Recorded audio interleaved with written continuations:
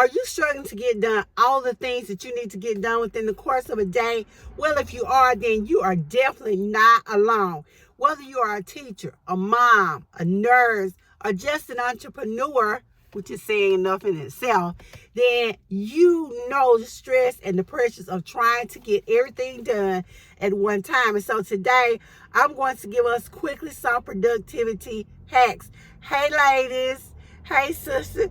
This is me, Too Cute Sister. And we're going to talk about some things we can do to ensure that we can get at least most of the things that we have on our to-do list done. So I'm not going to waste your time. I'm going to get right into the video. The first productivity hack I'm going to give you is to use time blocking.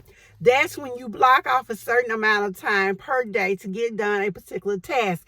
That means if you are grading papers, I use this as an example because I am a teacher, then that's all you're going to do for maybe 30 minutes. I also do some writing or blogging. So what I have to make my mind up to do is I'll set a timer, I'll set a little alarm on my clock, and I'll say, okay, well, for this 30 minutes, I'm doing blogging, and that's all I'm doing. I'm not getting up to go do anything but blogging. It's called time blocking, and I learned this from Jordan Page and from NaKisha Wynn.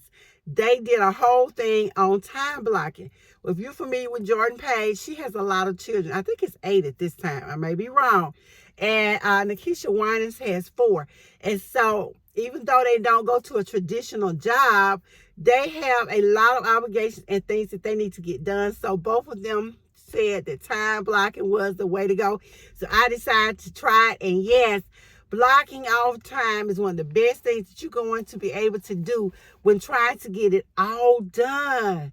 So as I said, when we do time blocking, we only allot a certain amount of time for one task, and that's what we do. My second tip for you is going to be accept your limitations. I know you're saying, how is accepting my limitations helping me get my work done?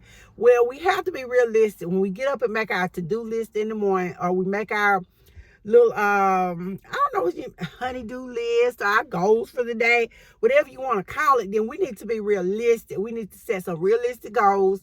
We need to accept that there are only 24 hours in a day, and out of that 24 hours, you're going to take between 5 to 9 to go to sleep. That's just reality. And like I said on another video, don't buy into that old saying that you can sleep when you die. Well, if you don't get some rest, at some point, then you'll be dying sooner than you want. So it would actually work to your benefit to go ahead and get some rest. Take your time to see about yourself. So make sure that you accept your limitations. That was my second tip on how to be more productive. Next thing is, this sort of ties into what I just said. Don't overschedule. Hey, I understand. You want to get as much done as possible, so you're planning out this big, long list of things that you're going to get done for the day. I've done it. Guilty, guilty, guilty. But in the process of doing that, you give yourself anxiety. I know sometimes I get up and I say, oh, I have a day, I'll just do this. And then I'll find myself scheduling all these other things because I think I have the time to do them.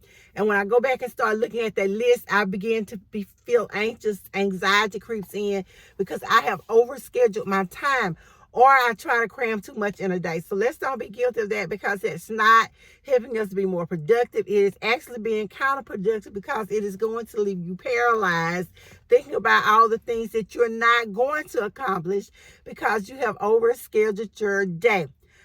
My fourth tip is use every moment, every opportunity. When you have a lot to do, use every minute. Let me give you an example. I have a commute to work, and I drive about an hour. And so I have learned in an hour, I'm not just driving to work. I'm not just listening to music on the radio. I am listening to podcasts. I am listening to how-to videos. I am doing all those things that can help me be more productive, or I'm listening to something I need to hear. So that is utilizing my time wisely. I have to do the drive anyway. It's going to take me an hour to get there. Within an hour's time, I can be done listening to about 2 YouTube videos, or listen to something else, or listen to one podcast. But there's information that I can glean while I'm making my commute to work. So that is how we are utilizing every single minute. So when you're sitting there watching television, you might want to be working on a product or doing something else. I sew.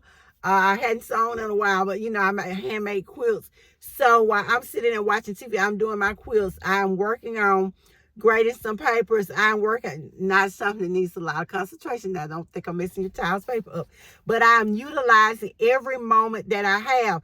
We're not wasting anything. We're not wasting a minute. While you're washing dishes, you can be listening to something. There's something that you can be doing. So our next tip is tip number 5, is to multitask gently. What do I mean? I just talked about doing several things at one time, and that's called multitasking, but it's being productive. But we have to gently multitask. Years ago, when I first got out of school and started in the educational field, started doing other things, they tell us all the things that we should be doing at one time. You go to this table, you rotate to this table, you do this and you do that. And a lot of times you're confused. I was talking to our kindergarten teacher the other day, and she was talking about how they want things to just go. They want us constantly moving all day.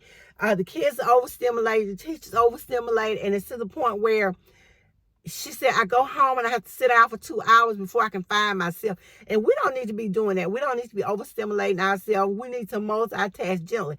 So I used to try a bunch of multitasking, even at home. I said, well, I'll do this. So I get up in the morning and I start working on one thing, and I try to run back and forth between 2 or 3 different things. It doesn't work really well. When you try to do everything, you end up accomplishing nothing. So I can start on several different tasks, and by the end of the day, I realized I didn't finish any of them because I kept trying to multitask and do more than one thing. Give you a fantastic example, and trust me, I am guilty, guys. When you try to be on too many social media platforms, and you try to do it all, you end up not getting as much done. So I've heard it said over and over again that you concentrate on one thing first. You concentrate on one platform. And so I'm guilty of doing more than one. But I did notice that when I go all in on one, I can get more done. So I'm trying to think of the guy's name right now. He does income school. But anyway, he talked about how if you're going to do all of that, then set aside a week or 2 weeks.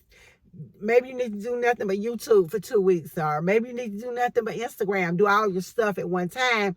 That's batching. He's talking about doing it more effectively. You can't concentrate on the blog and jump back and forth between doing the blog right now, and then I'm going to go do this YouTube video, and I'm going to go write these scripts.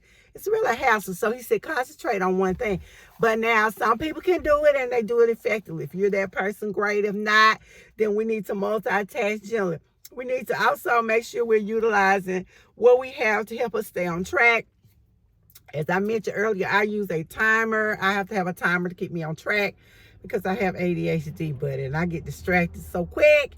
But using a timer, using a calendar to write out what you have planned for the day, what you're going to do, all these are ways in which you can help yourself stay on track with what you're supposed to be doing. So let's utilize the things that we have, and that way we can get more done. And last but not least, let's be sure that we make time for ourselves. You have to make time for yourself.